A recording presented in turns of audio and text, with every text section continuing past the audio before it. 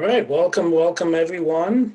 As you join in, I would ask that if you could just introduce yourself briefly in the chat if you can. Let us know where you're calling in from, or where you're joining us from, and hopefully what you're looking to get from the session. So it's 11:59. We will be starting at noon Eastern time. So again, welcome everyone.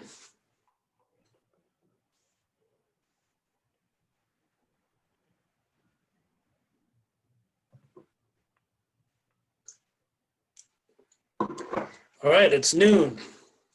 I want to welcome everyone formally to our session this afternoon on the topic, how to stay focused and productive in a virtual world.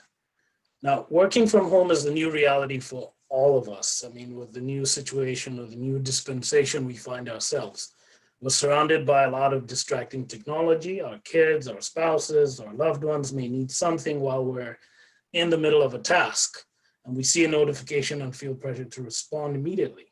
I mean, that's the new normal for a lot of us. But today our speaker is Austin Bauer, and he will introduce practical tools for focus and provide a hands-on experience for working more productively as individuals, with our teams, and with our clients. So together we will explore the science behind why it's so hard to focus and what we can do about it as we apply the cave day methodology to avoid distraction, overcome procrastination, and minimize decision fatigue. My name is Zizo Aku. I am the president of the Association for Talent Development, Central Florida chapter. And next slide, please. And this is our team. We have a great team here of board members. And I have, with me today, Heidi Bostelman, who's our director of registration. Next slide, please. Next slide. Yes. And our focus for today is to go over, information that is going to help us, because as we continue to, develop our programming, we've wanted to align our programs to the new ATD talent capability model. So our program today is going to build on helping our members build personal capabilities, help develop their professional capabilities as well, and also help them to impact their organization's capability. So that's going to be the focus for this session this afternoon. Next slide, please. All right, so today we have Austin Bauer. He's an executive coach and the founder of Simple Progress, and this is a consultancy that helps organizations to do better work by developing cultures of organizational listening, collaborative learning, and internal innovation. Austin has trained and facilitated workshops for over 1,500 leaders at companies including YouTube, CBS, and the American Heart Association. He's a regular guest facilitator for the University of Southern California, and he also leads West Coast engagements for Cave Day. And this is a company that focuses on improving our relationships, or our relationship to work. So he is a strategic advisor for the Social Impact Design Consultancy, and he's also a very nice individual. So Austin, the floor is yours. Thank you so much. Can I be heard? Yes, loud and clear. Right. Wonderful. Okay, so welcome everybody. Thank you so much for the intro, Zizo. I appreciate it, and for having me today and for joining us here. Very quick housekeeping. I will be giving a roughly 60-minute presentation followed by a Q&A. I'm going to be sharing the PDF of these slides as well. So feel free to take screenshots, but know that you will also be getting these slides in the follow-up email too. So thank you. It looks like most everybody's audio is muted, so thank you for that. And but this is going to be slightly interactive. One way we can do that is in the chat box. So I would love to ask, just to make sure that the Zoom chat is working, could you write a couple of words about what is exciting for you right now in terms of the future of talent development? A lot has changed this year, but even in the past 5 years, things have been changing quite quickly. So what's the one positive to the future of talent development as you see it?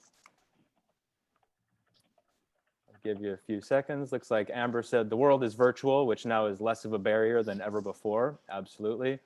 Sam, engaging e-learnings. Absolutely. Tracy, the ability to learn from a more diverse audience. Yeah, definitely. This is great stuff. You know, I would say, having been forced into virtual since March, my trainings have taken on a new life. In a lot of ways, I'm feeling very positive about that as well. There's a lot of there have been some resistance and some challenges, but also opening up a whole lot of opportunities for creativity and engagement. Great. Well, thank you so much for engaging there. Let's see, one more buy-in to the value of learning virtually and online, which is fantastic. Great. I'm going to keep reading these as they come in because I love hearing your thoughts on this. I've been working remote for almost 10 years, so I'm happy to see the change. Although it's a forced change, it's good in my opinion, says Jen. Yes. And Jen, I imagine you have been, in a lot of ways, advising others and leading by example. What are some of the behaviors that make virtual work for all of us? Everybody has a different level of comfort and experience with that. So great. Thanks for the input there. This is really helpful.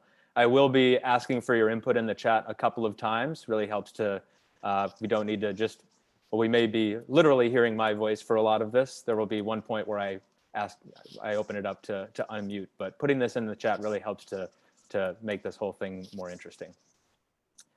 Okay, so now that things seem to be working, I want to officially welcome you to the session here today. I will move on to the next slide. I already was introduced, so I'll go quickly through this.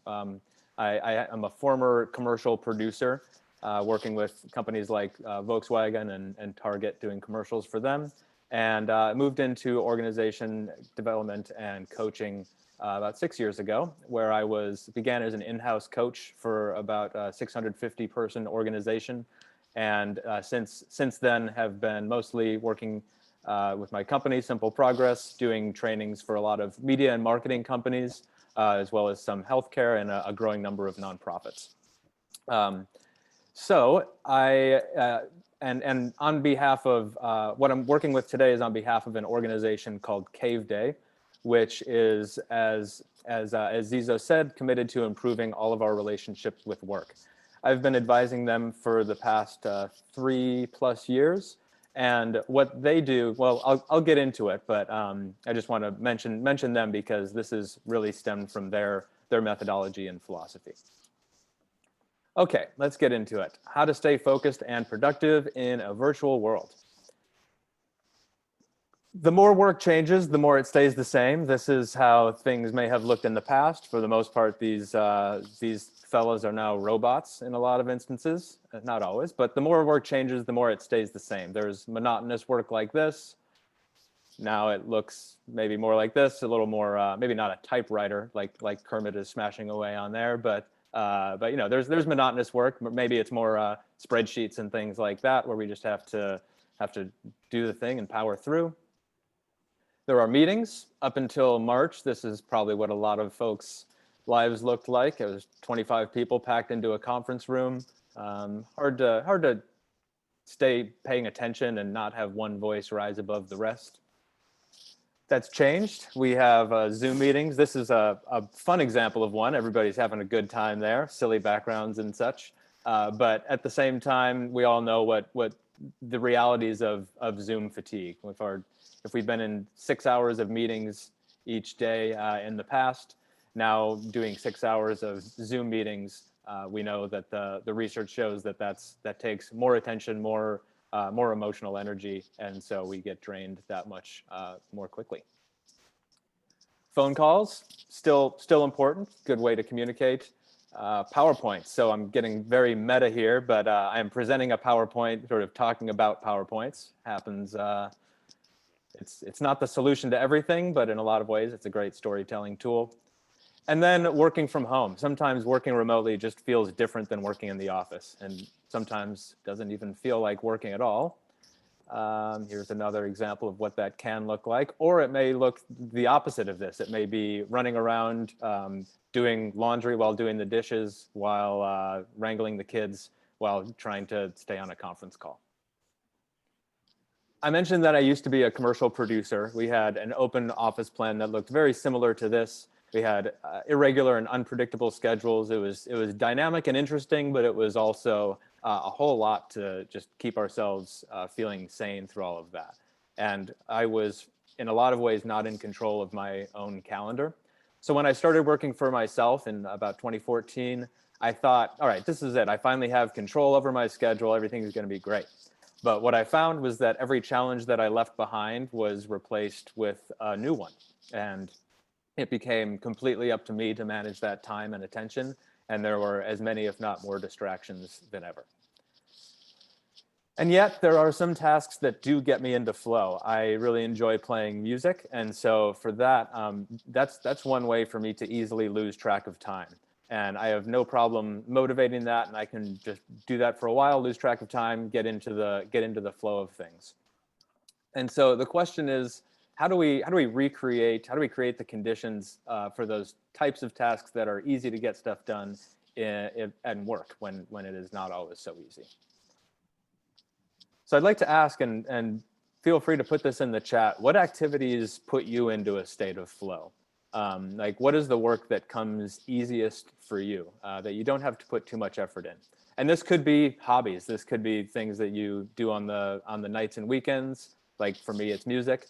Or it could be certain types of work. I know that when I get on certain types of like collaboration and brainstorming sessions, I could do that for hours and do a lot of great work and not actually have to take that much effort. So if we could get a couple of shares in the chat. What activities put you into a state of flow? Is it gardening?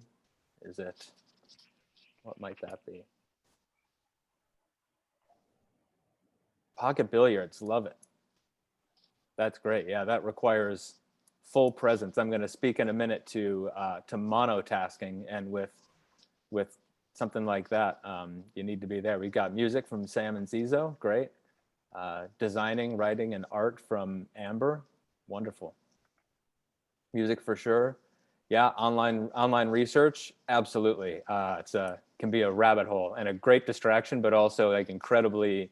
It really helps to plant some seeds that come out in the work later. I really try to carve out that time for some of that research without spending an entire day or a week getting into it, because it so often comes up later. Amber says cooking, lovely. Cyber loafing. I am unfamiliar with that term, but I am so very curious. Puzzles, yeah, beautiful. And then Jen says problem solving, figuring out how to do a task in a new tool or application. Great, no surprise with a lot of these. I find training and L&D folks to be curious and life learners. That's why we get into this field in the first place. So not surprised to see a lot of people doing kind of curiosity kind of tasks as their states of flow. Great, thanks for the input there. So the most successful people recognize that to do a lot of what we need to do is hard, but we can they create the conditions for their best work to happen. So it's not about forcing it. It's about setting up an environment and recognizing how do we recreate some of that flow state in some of the harder tasks, or when we don't have as much control over our time and attention. The problem is nobody ever taught us how to work. We've probably spent an hour a day for our entire K through 12 lives focused on figuring out more and more difficult math problems, yet most of us were lucky if we were in one or two study skills or time management courses throughout that entire time. It's sort of like financial literacy. It's one of those things that feels like a big gap in the education system. And if we were taught more how to work, if we were given some of these skills, perhaps fewer of us would be on this call right now, because it wouldn't have been an issue well into our adult lives. And that's where Cave Day came in. We noticed this problem and we created a process for optimizing our work. I'll speak to what a classic Cave Day looked like. This is a picture from one that was in New York. And so dozens of people would get together, and they would get together for a full day of deep work, distraction-free, with accountability and community to support us.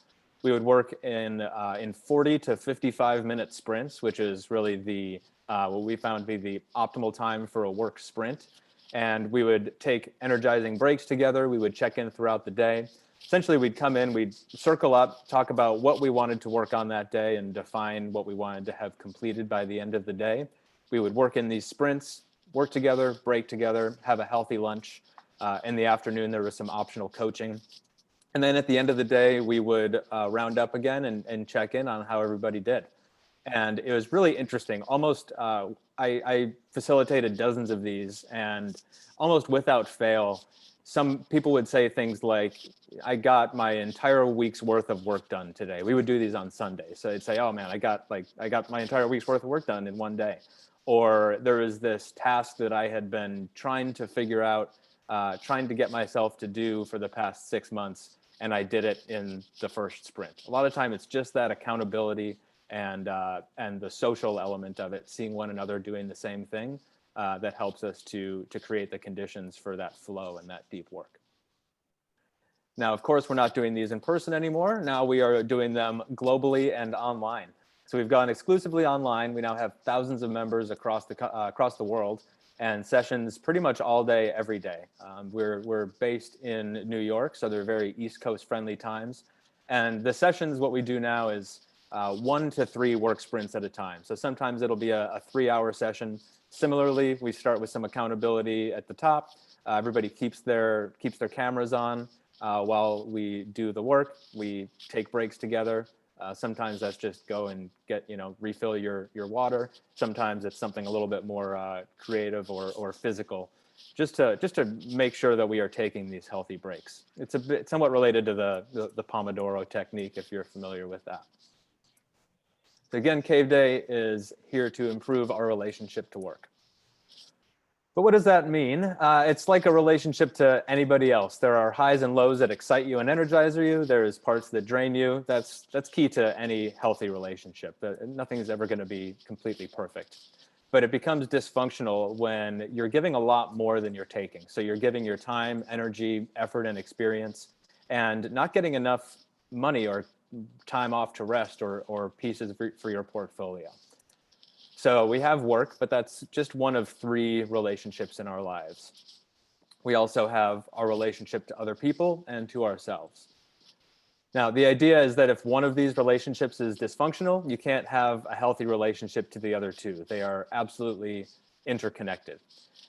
And speaking of interconnected, this is what a lot of our lives look like. The more we saw, and especially since March, the more we researched, the more we realized we're all in a relationship with our work, and it's a pretty messed up one.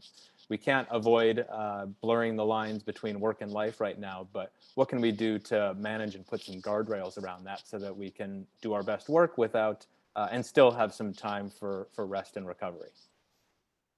So we work at all hours. We try to balance work and home life. These were all true before COVID, but they're especially heightened now.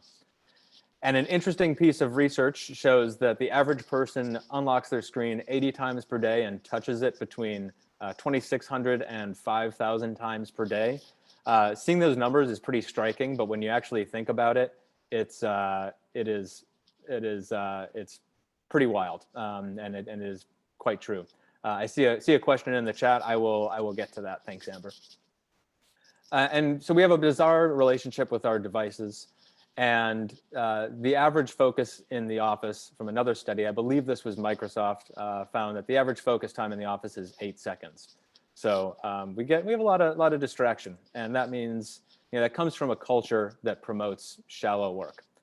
What we're looking to do with Cave Day is promote deep work, and that's focus without distraction on a demanding task. We also speak to monotasking, so the opposite of multitasking. I would imagine I'm in good company here that we know multitasking is really not the way to go. And so monotasking is what we focus on rather than trying to do everything at once. You may be familiar with Cal Newport, his work on deep work. He says it's a superpower in our increasingly competitive 21st century economy. And yet most people have lost that ability to go deep. So Cave Day exists, and we created this method to create guardrails and space for important and deep work to happen in order to create flow. flow was popularized by the positive psychologist Mihai Csikszentmihalyi. I didn't mention I'm in Los Angeles, so he did his work in Pomona, California, about 30 miles down the road from me, and created the positive psychology lab there. And some of the benefits of flow aren't just increased performance and creativity and deeper learning, but what they found is that the more time people have for flow, the happier they tend to be. So that is one reason why doing things like playing music or researching or doing some of these creative or puzzle activities, they create this state of flow, which actually increases our quality of life. And as we mentioned, we can't create flow, but we can create the conditions for flow. And that's what this is all about. So we are actually going to, we're going to do a short work sprint. So unlike most workshops that you come to, you're going to walk out of this today or stand up from your desk, I suppose, having gotten a little bit of work done. We're going to do about probably an 18-minute work sprint. And I'm going to speak for a few minutes about how we make sure that that time is actually working well. So I see that there may be some background noise, so I will make sure that my mic is not rubbing against my shirt. If that's continuing, please just let me know in the chat. And then I can perhaps switch my microphone as well. Okay, so we're going to get into exactly how to be intentional about the work we do. And that's by doing three things. So first is definition, defining what it is that you need to get done. And that comes from three things as well. So what are you working on?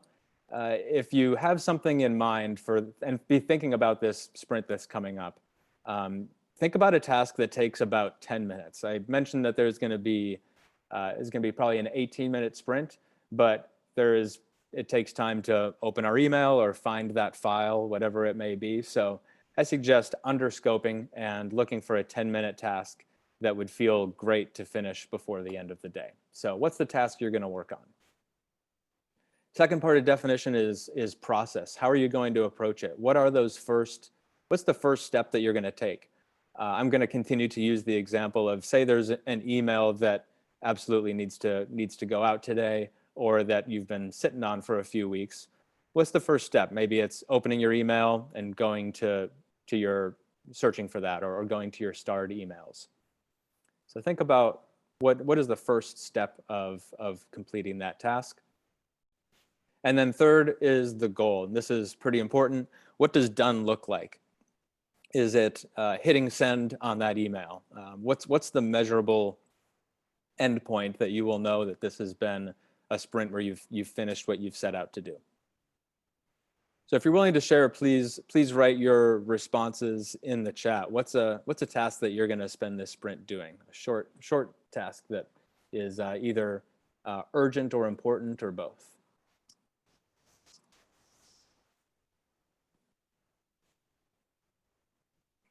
Give you a few seconds there, and this is all part of the added accountability too. It's helpful to share this publicly.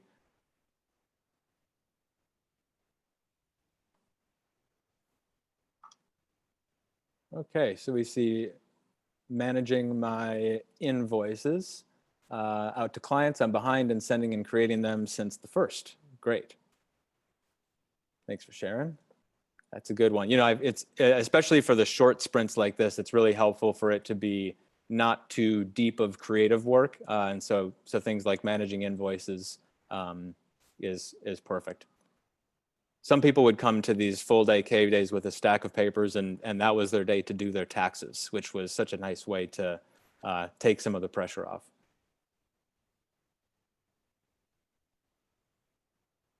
Okay, we'll see if anybody else wants to put in there. All right, see, we've got Jen, review a process document and provide feedback. Been in my inbox since 9/17. Yes, absolutely. These are great examples and exactly the type of thing, the type of reason for this. I will mention quickly, it's really nice to talk to your team about this, where since so many of us are interrupting one another throughout the day, is there a world in which you can create one work sprint? You maybe between 1 in the morning or 1 in the afternoon, where your team all agrees that this is deep work monotasking time, so that you're not constantly looking over your shoulder or interrupting one another. A couple more came in. We got compile and submit documentation for tuition reimbursement. Lovely, yes. And then Jen's note on her process document. It's one of those that is important but not urgent. Absolutely, and that, you know, of the Eisenhower matrix that that Stephen Covey popularized, that important but not urgent box is where we typically spend the least time and where we should be spending the most time. That's some of the highest value stuff, but it often gets pushed down in the to-do list because we have other things and people to respond to. We got Eureka with create email to partners. I've been meaning to do this for the last few weeks. Lovely, absolutely. Really good stuff. This is exactly what we were looking for, and I look forward to checking in after this short sprint and seeing how you all do. Okay, good. I'm going to move on to the next slide, and that is time. As I already mentioned, we need to really block off these sprints for work and protect time. This can be quite difficult in our current work environments. Amber mentioned, and I may speak to this more in the Q&A, but she asked a little while ago, how do we manage sprints when someone's job is supposed to allow for an interruption at any time, like inbound sales? Now, I would say the question is like, what's the smallest amount of time that you can give yourself? If you are, and that also includes managing expectations with clients and with your teams. So I often work with teams, and as I mentioned before, they're interrupting one another all the time. So how do you create some signals or rituals or just manage those expectations? And it doesn't necessarily need to be 40 to 55 minutes. Start with 10 or 15. And you know, you don't want to miss that call, of course, if it's an important one coming in. But as I just mentioned, if we're never getting the important stuff done and always managing and responding to the urgent, then there's a lot of really important things that get pushed down on the list and perhaps forgotten or delayed. So, but we can speak more to that in the Q&A as well. Okay, number 2 is time. So blocking off sprints to protect time, creating rituals and clear boundaries that when we're in the cave and out of the cave. So when are we in a deep work sprint versus out? And one thing that we like to do, you see it on the screen there, and also if you see my video, I have one of these cave indicators. And on one side, it says I'm inside the cave. On the other, it says I'm outside the cave. So when we would do these in person, and we also have people do this remotely, this is a visual indicator not only for yourself, but also for those around you, saying, okay, I'm in deep work time or I'm not. So when I do trainings with companies, I will bring a bunch of these indicators, and by the end of a session about this long, everybody has this shared language. They know what the cave is. They know that you know, some companies have put these outside of their desks, or there's also, you know, features in things like Slack where you can do this. But really respecting that when people are inside the cave, unless it's an emergency, really doing what you can to wait until they signal that they're outside of the cave. People have, yeah, put these outside of their cubes and things like that, just as a flag to indicate that for people. But right now, more than anything, having something to tell yourself that you are inside or outside the cave. That could be having your headphones in, any number of things. Now, I asked you to bring a 10-minute task, even though we're going to be giving you about 18 minutes. We see that when people start doing this, things typically take 2 to 4 times as long as they scope for initially. People would come in with a huge list of to-dos for the day and get through a quarter of those.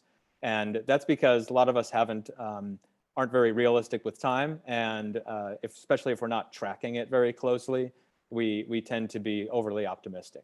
So unless you've done a lot of timing yourself in the past and you really have an understanding of how long tasks take, I encourage you to give yourself plenty of padding. So that's why I say a quick task of 10 minutes. If you have any extra time, you can move on and start the next task, or you can take those extra few minutes to take a break, take a breather.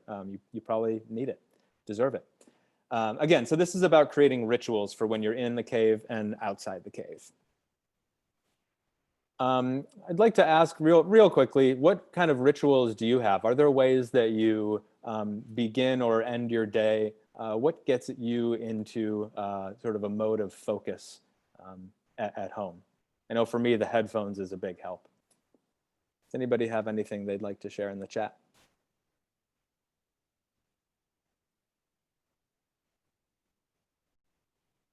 Give that a second. In the meantime, I'll read a couple of these comments. Jen says, I hate cleaning my house, so I do it in 30-minute sprints. Absolutely. It's amazing what can be done, and it's amazing how much easier it is to start when we know it's only going to be 30 minutes. Let's see, Sam says, having a designated workspace. Yeah, if I'm in my spot, I know it's time for work. 100%, I'm with you there. As soon as I put on my headphones, it's focus time. Great, great. I've got a couple of tools that I'll mention in the second half of this about what might be on those headphones. We've got remove all distractions like TV, music, etc. Yeah, I used to try to listen to music and then stopped for a while, and now I've found that like just spa music. I put on kind of very, very mellow background music. Never thought I would be listening to spa music for 6 hours a day, but it's the thing that really puts me into that zone. And then finally, okay, Google, play Mozart or Spanish guitar or Baroque music, something that creates a pace for my heart and mind to focus. Great. And this is one of those things where it's different for everyone. So Amber says, she adds on to that I need music with no words. The words are distracting. Baroque music matches the heart rate at rest, which I love that. And I love the science behind that. I find that I cannot keep myself from singing along or creating a counter melody to it. If it has too much melody, for me, it can be as difficult as having lyrics. So that's one of the things. I don't have the slide in here, but I do encourage everybody to not take any of this as gospel, but take what is useful for you and discard what's useless and play with it, experiment with it, add what's essentially your own. And then finally, turning off all notifications. Absolutely. That is, I'll get into that in a little later in this presentation about what we do with Cave Day to keep ourselves away from those notifications. Awesome. Thanks so much for the input in this chat. This is really helpful, and hopefully it's helpful for you to see where one another are similar and different in this.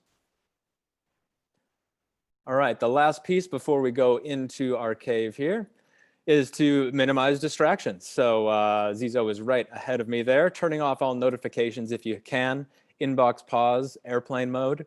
And so I encourage you to do that right now. If you have your phone with you, again, if you see my screen here, these are distraction lockers, which are these kind of lockable plastic bags that are Cave Day branded, because that's fun, but it's also a visual indication that it's completely opaque and it has a little locking mechanism on it. So this is what, when people would meet with us in person, we take their phone as soon as they walk in the morning, and we put it in here until they leave at 5 p.m. at night. And that was the hardest thing for people to do. There was a lot of collective anxiety when we would take their phones. And in our closing circle, so many people would say, I don't remember the last time that I didn't have my phone next to me, and I was so anxious, and it is the reason I was able to get stuff done, because I kept wanting to, wake up my phone and realized it wasn't there, so I had to get back to the task at hand. The science behind that is we actually have temporarily lower our IQ when our phone is in the same room, and that's actually even when it's on airplane mode and even when it's in a drawer. So what we would do is we would put these into these lockers into a box and put it into a different room altogether. So sounds like a lot, but we're doing everything we can to take the research in this science and turn it into some habits for productivity. And what we've seen is tens of thousands of hours of deep work facilitated by this stuff. Okay, it's time to get into our sprint. Looks like, if we've got a number of people on here in the next 18 minutes, we're going to collectively get several hours of deep work done. That's in many ways like a full day's work. You know, we can't do much more than much more than a handful of hours of this stuff each day. So this is a shorter version of what hundreds of people are doing each day with Cave Day to get stuff done while working from home. So you're going to get a little taste of it. We're going to get into the cave in the next minute probably. So just prepare mentally for your task. And make sure that you have for yourself what you hope to accomplish. So the definition, what is the task itself? Know how you're going to start, what done looks like at the end of this sprint. Think about time. So we have 18 minutes, and I'm going to do a little ritual to get us into that. And then finally, turn off your notifications, put your phone on airplane mode, and do one thing at a time. All right, let's get ready. So here's what we're going to do. I know I don't see people's videos on, but I'm going to trust that you're all doing this with me. Let's all put our hands together and just start rubbing them back and forth, feeling a little bit of that heat and that energy in the palms of our hands. And think about, what is the first 15 seconds of this sprint going to look like? What are you going to do first? Is it open up your email? Is it close your email? Is it and you know, take out a sheet of paper to do some strategic thinking? What's that going to look like? And then once again, you won't all hear one another, but at the same time, we're all going to clap, and that is going to be the beginning of our sprint. And then I'll give you a 60-second warning just before the end. Okay, here we go. 1, 2, 3. All right, the timer has begun. You will hear my voice in 17 minutes with a 60-second warning, and then we'll come back. Good luck, everybody. Feel free to put any questions in the chat.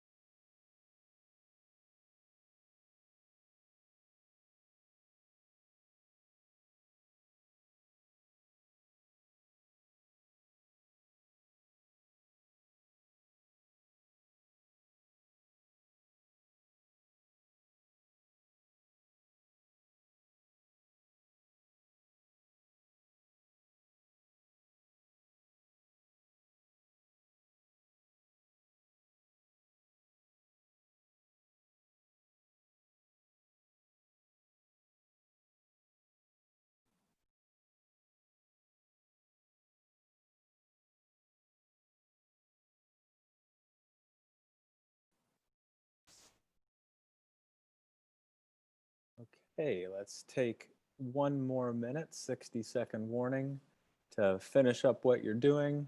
If you're going to have to stop in the middle of a task, I encourage you to write down a few words about where you're leaving off so that you can hit the ground running when you pick it back up.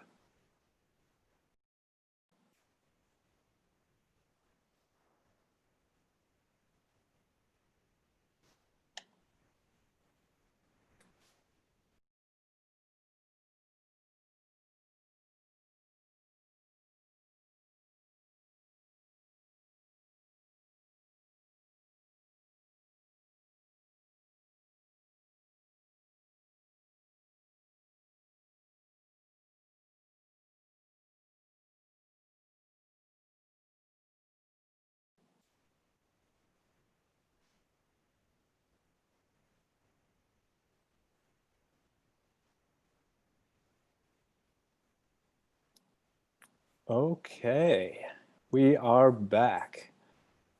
Sometimes we have kind of a meditation bell that brings us in and out of this. I'm going to save your ears for today. But looks like Amber is already moving on to the next piece, which is to brag about it. Love it. So we rarely get to talk about and congratulate ourselves on the work we did. Feel free to put that in the chat. You can also, if you would like to, unmute yourself and speak a few words about what you got done in those 18 minutes. Looks like Amber finished her target task and moved on to other items on her to-do list. Great, good job underscoping. Zizo finished his task as well. He took a test. Sam sent in all that documentation. Great, great, great. Love it. This is wonderful. It's this is absolutely my favorite part of it. And when I do this this training with companies, I've done it for groups of over 100, and it's first off, it's really great to see the managers and leaders who bring us in to see so much real work getting done at once. If we have 100 people doing a 15-minute sprint, that's 25 hours of deep real work. And as you saw, it's completely undistracted, completely focused. And as we're seeing in the chat here, like you get to do the things that often fell off the list or that needed to get done anyway, but you get to do them in less time, usually higher quality as well. So great stuff. I hope that that some of your your shoulders are a little more relaxed and that you can walk out of this feeling confident about that. Amber asks, what is your advice on the types of fast, healthy breaks that are possible within the office? Is it highly personalized? So this could be anything from, and great question, thanks. It could be anything from like drink a glass of water. We find just like the IQ points with the phones being in a different room, or if they're in front of you, we have lower IQ. What we found is that a 2%, being dehydrated just by 2% actually lowers our IQ temporarily as well. So one thing that we encourage us to do is, coffee can be great, and there's good research backing up why that can be healthy to an extent. But for the most part, we encourage drink one glass of water during those fast breaks, or eat a piece of fruit, high fiber, kind of high water content kind of snack is something that's really helpful. This one I don't have the research to back it up, but I think I remember at one point seeing that eating an apple is as good for focus and concentration and energy as drinking some coffee, and so that can be a healthier way as well.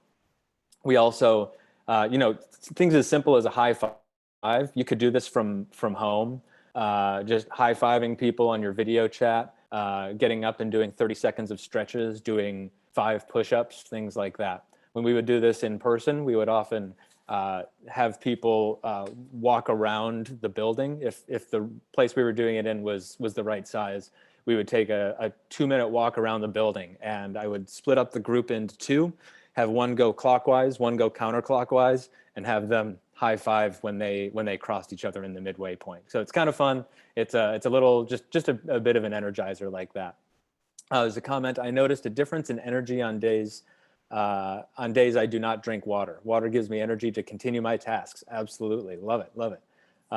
It's an easy thing to forget. I have both my water and my coffee in front of me, and it's all about finding a healthy balance that works for you. Great. Let's see, a couple more things here. For those times that you do have the research, maybe we have our list of sources. I love diving into the research. Let's see. Oh, yes, for the items. Yes, actually, thank you for mentioning that, Amber. We have a list of research that I'm going to forward to Zizo, and he will put that in the follow-up email. We've got a number of things there, so that should spark some good stuff. And then lastly, we've got Jen saying, I did not finish given the issues, which included hunting for and downloading the file and sending a secondary email to someone else based on something in the content. But I got around a third of the way through the 6-page document. Now that it's open and the email is started, I'll finish it after this call. Great. And I think we'll probably be able to finish a little early here. So hopefully before 1:30 your time, we'll be able to do that. And Amber, I'm just going to keep moving on for the moment, but I will get to your question about mini rewards for ourselves after we finish larger tasks. Thank you. Thanks so much for all the input there. Great. So a few final takeaways here.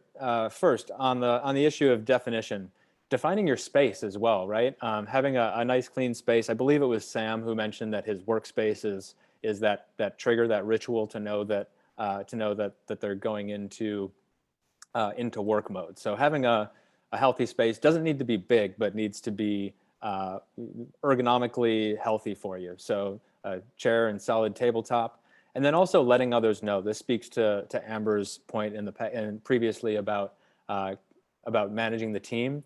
When we do this with companies, it's interesting.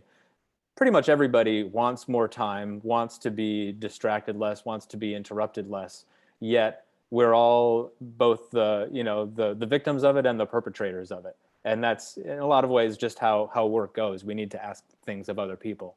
But how might we create some shared language, and that's what a workshop like this is helpful for, around what in and out of the cave looks like. And then also maybe some rituals or carving out some times of day, creating those guardrails where everybody has 20 minutes in the morning and the evening, in the afternoon, where they know they're not going to be bothered. Everybody is in the cave. And as you saw, that was just about a 20-minute sprint. It goes really quickly. It's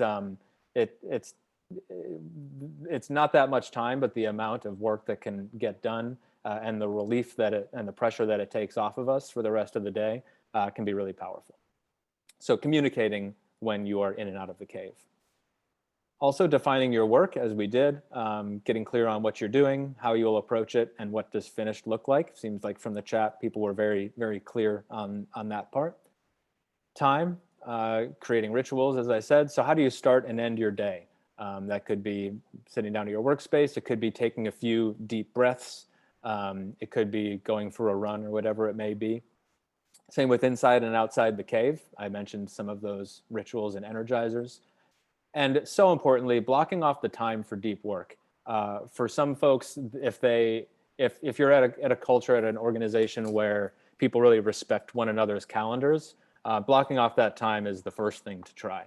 But with more dynamic environments that are like the sales example that was brought up earlier, it may not be so easy. But blocking off that time and really holding it sacred.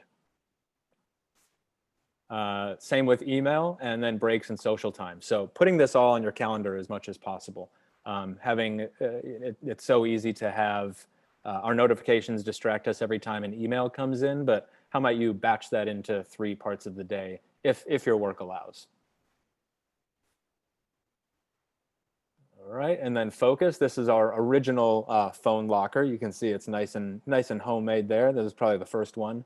And this is where we had people lock in their phones. So how do you minimize distraction by monotasking? This research is interesting. This is what we think that happens with us, that we are on task and then we take a 5-minute break to scroll social media, and then we can get right back to it. But it's not quite so easy. The research from Sophie Leroy, she calls this attention residue. and that it takes over 23 minutes to get back on track. So it's no wonder it's so hard to focus. And that's why we create these sprints as much as possible between 40 and 55 minutes, much lower than that. And we haven't really had much time to get over that attention residue. Much more than that, we start to lose focus because it becomes a little bit too long. And so it's interesting when you look at, if you're thinking about 23.25 minutes of attention residue every time you get interrupted, and we look back at the stat of how often we touch our phones, it's no wonder we can't get stuff done. We are living in a state of perpetual attention residue. So we rarely are getting into this deep work in the flow. Again, removing distractions. So that's the power of walking and jumping jacks, things like that. So really protecting your breaks like you protect your time.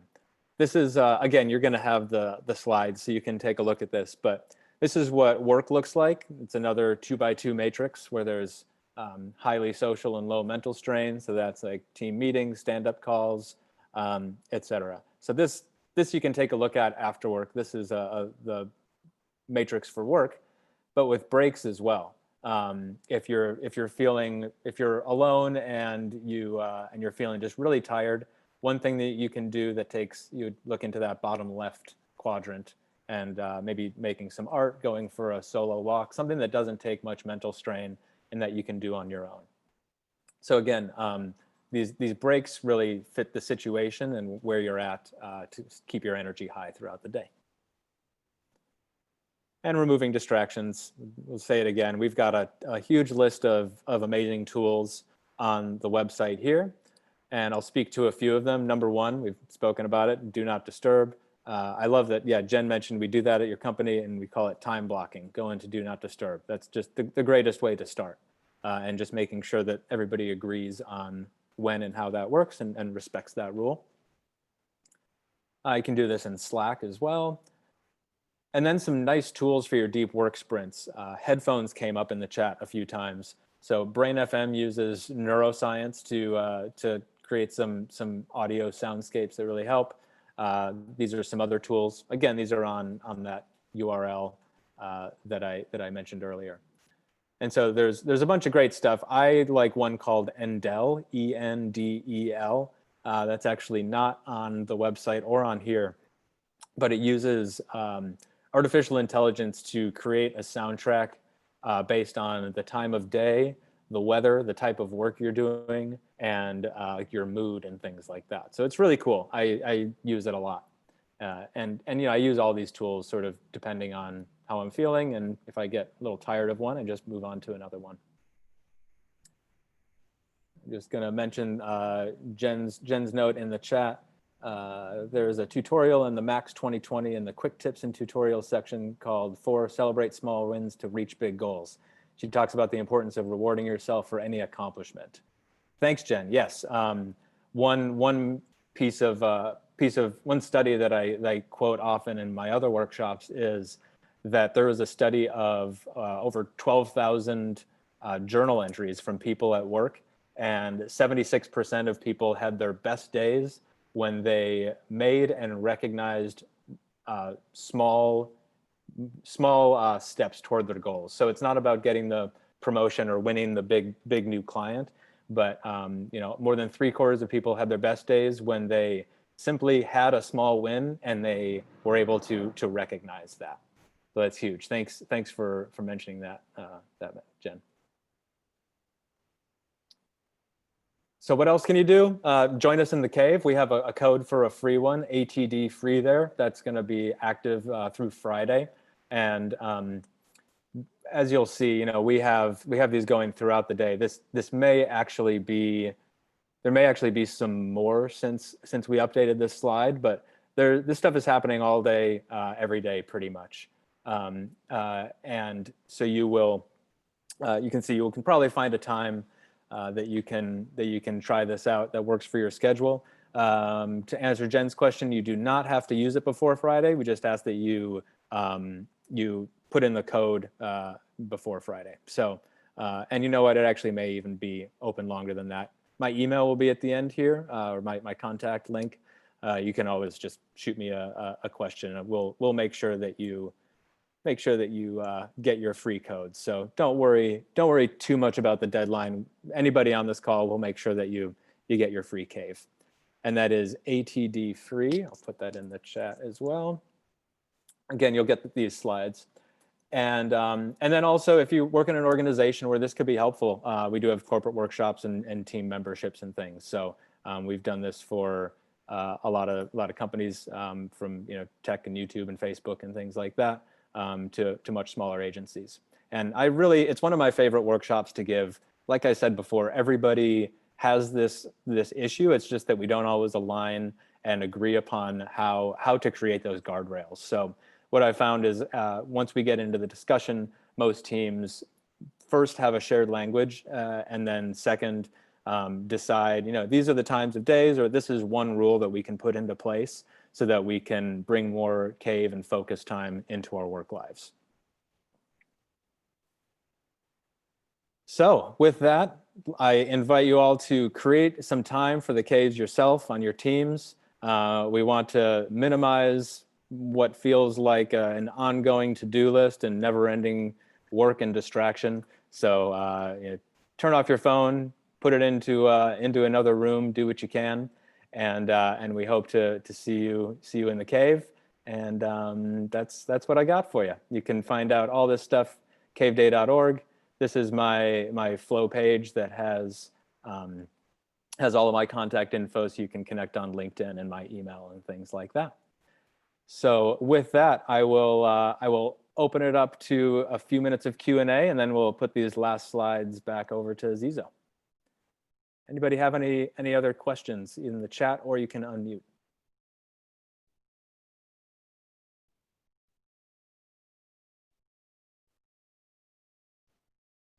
I think I was answering some questions along the way as well, so. Austin, this is Jen. I think you missed one of mine up above when you had the music on, like the Spotify slide. You mentioned another thing that you liked to use, and I didn't quite understand what you called it. Thank you. Yes, Endel. I just put it in the chat. It's ENDEL. Okay. Yep. Thank you. I'll look that Yeah, up. really interesting. It's so cool. Right now we typically have sun here in Southern California, but it's quite a gloomy day. And so if I were to put it on right now, it would have a different vibe than it would have on a sunnier day. It's really cool. Thanks for bringing that up. Anything else?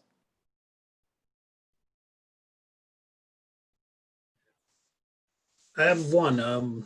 There's something I was just curious about. I brought up, the term cyberloafing, and that's one issue that we've dealt with, prior to going, virtual in a lot of organizations where people are using their work time unproductively. So distractions. I know distractions takes care of that, but one thing we found was nomophobia. People have that fear of being left out. So the tendency during, regular work hours is to, get on the news or get on social media. And those are a lot of things that help distract us. I don't know what your thoughts are on that. I didn't see that you mentioned a lot about, specifics related to that. Just curious your thoughts. Yeah, so the question of sort of the opposite of trying to stay undistracted, it's the how do we avoid the distraction of the news and the doom scrolling, as it were.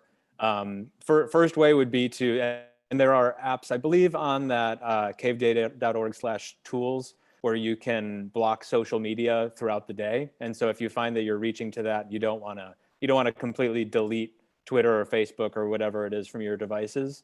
Both on your computer and on your phone, you can set certain hours that it will not load, or you can set time limits. So if you only want to give yourself 15 minutes of scroll time throughout the workday, and that's enough for you, you can do that. So I believe on caveday.org/tools, there's some stuff for that. Are you speaking kind of for ourselves or for our teams and those that we manage, trying to avoid that?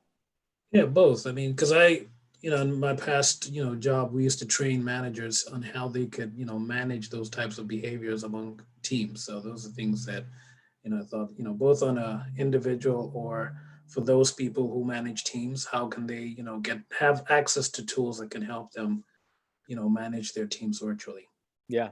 What did you find worked for you and your teams in terms of managing that issue? First of all, it had to be buy-in from, the leadership, because if you don't buy into managing, things like, social media and, things like that, then how do you, teach that to your teams? So we had to get their engagement first, understanding how you can balance utilizing, because people don't want to feel like, the company's policies are, oh, you can't get on the internet, you want to take internet access away because, we don't want you on certain sites. We want you only on the intranet or work-related sites only. People begin to lose trust in the organization because you're feeling like, well, my organization doesn't trust me enough to be able to handle managing my time or my tasks. So we had to work on the managers, telling them you have to set the expectations within your teams. And I think using that approach was more productive. Definitely, it gets pretty micromanagey, and yeah, you're gonna really lose the trust pretty immediately. And then and maybe you referred to this, but having the managers, the leaders acting congruently with what they're asking, so them not being distracted with social media themselves, and really setting that that behavior and being the role model. Yep. Yeah. But great stuff. I really enjoyed the session. Great, thanks so much. Anything else before we move on to I'll pass this back over to you, Zizo, unless there's anything else. All right.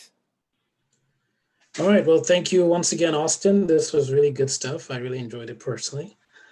So we want to again appreciate you for taking time to, be with us, so hang out with us today. So for the rest of our participants, we have the volunteers program. It's a campaign. We're trying to fill in roles within the board. So we have a few open roles for anyone who thinks they have, the time to volunteer. We have more information on the website. Open roles include president-elect, VP of programs, and director of webinars.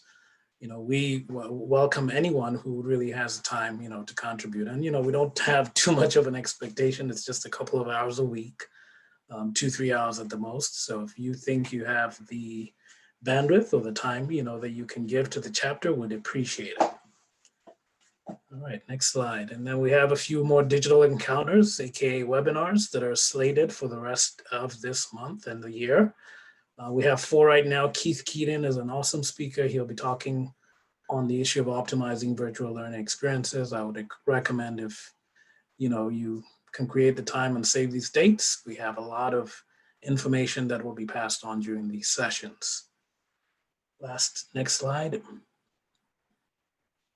All right, so some new dates. We have Job Hunters, special interesting group that we're trying to, get back for those people who are looking to either, make a career change, or people that are furloughed, or people that are laid off and looking to make career changes. We are, thinking of working on a Job Hunters group where we can gather people together to share best practices for the next opportunity. Coming soon, we're going to also start a tech space where we can share, learn about e-learning and e-learning technology. We also partner with, the Rocky Mountain chapter right now for a study group for those who are looking at, the APTD or CPTD certifications. We should have another cohort starting in the fall. And then we have the Casual Connections, cafe, which is a, networking opportunity for our members. And we have actually a session coming up this Saturday. So if you have the time, would recommend that you join us, and need to connect with you. So once again, on behalf of ATD Central Florida, I want to thank you for your time. And don't forget, go on to our social media sites, LinkedIn, Instagram, Twitter, Facebook, tag, like, and share, information on there. So with that, I will, Austin, I don't know if you have anything else to add, but I want to say thank you again for attending.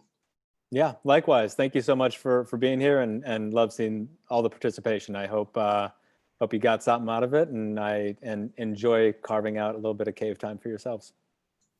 Awesome. And we will share more information with the resources in the follow-up email. All right. Well, thank you, everyone. Have a wonderful day.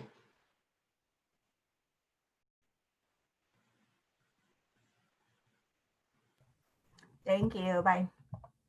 Take care. Thank you, Austin. Thank you, Cecil. Bye-bye. Bye. Bye-bye. Thank you.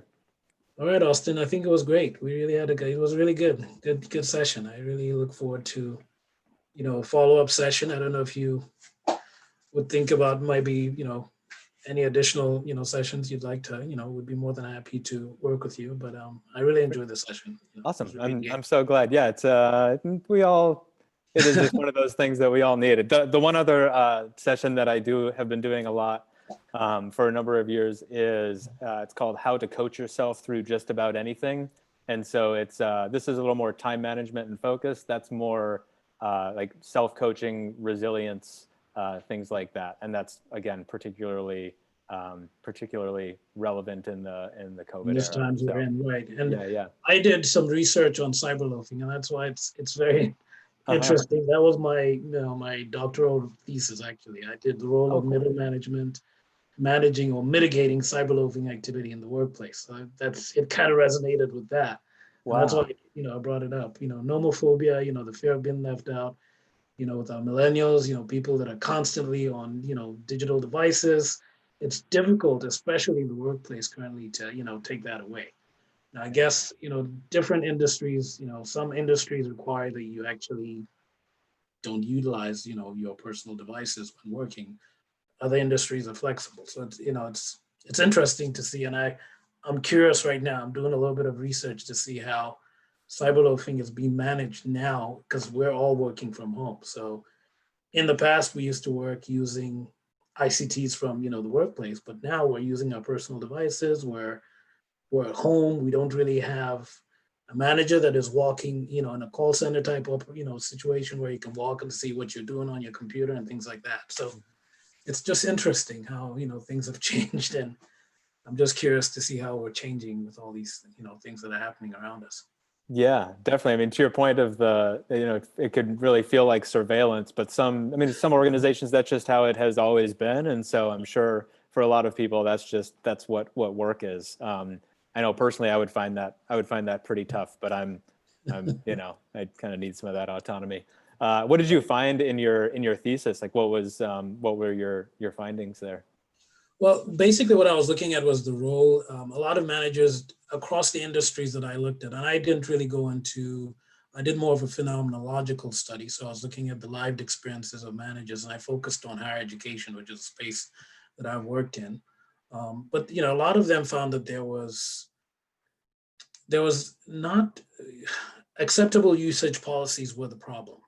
A lot of organizations were given mixed messages. They would say, okay, in certain industries, you cannot bring your cell phones to the floor. You cannot be on certain sites. Actually, they had blockers, but over time, these things started being peeled back because, again, research started to show that organizations that were very high-handed when it came to managing ICTs at work were beginning to lose trust of their employees, and they were finding that it was difficult to retain a certain demographic of workers. So there was a lot of mixed messages coming from the organization. So what a lot of managers were doing was just figuring it out on their own, as against having a policy from the organization or their HR teams to tell them, okay, if you have this type of situation, this is what you do.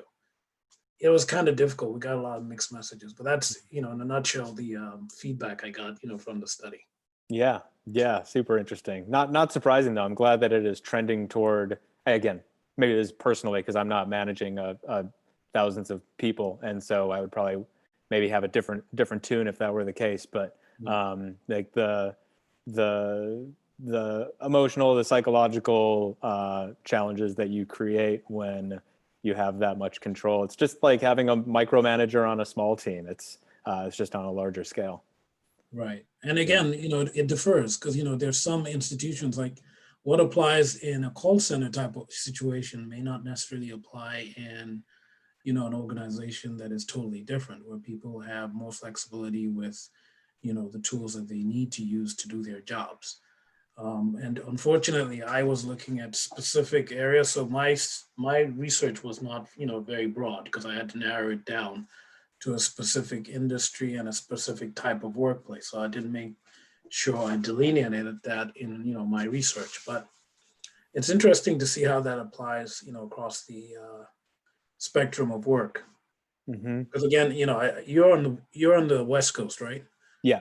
Like in the tech industry, I don't know how that would apply. When you look at workplaces like social media, tech giants like Google, Facebook, they have a very flexible workplace, very flexible, I think, rules. And, it's interesting to understand how that would apply in those types of organizations. And those are things that I constantly continue to look at. Yeah, definitely. I think it would not fly. It's can't work on the tool if you don't have access to it. Exactly. Yeah. Yeah, interesting. But it's nice to connect. I sent you a LinkedIn invite, so Great. we can keep in touch. And we'll be in touch. And you'll be welcome to whenever you have anything you can share with us. We'd be more than happy to set up a schedule for you. Great. I'd love to do it. Yeah, I know. Probably right now you may be filling out the 2021 calendar. So let me know if there's a space for that, and I'd be absolutely happy to do that. Awesome. And I'm sure Rosa will reach out to you. But yeah, if you could, you forwarded that email to me so I can put together the follow-up email.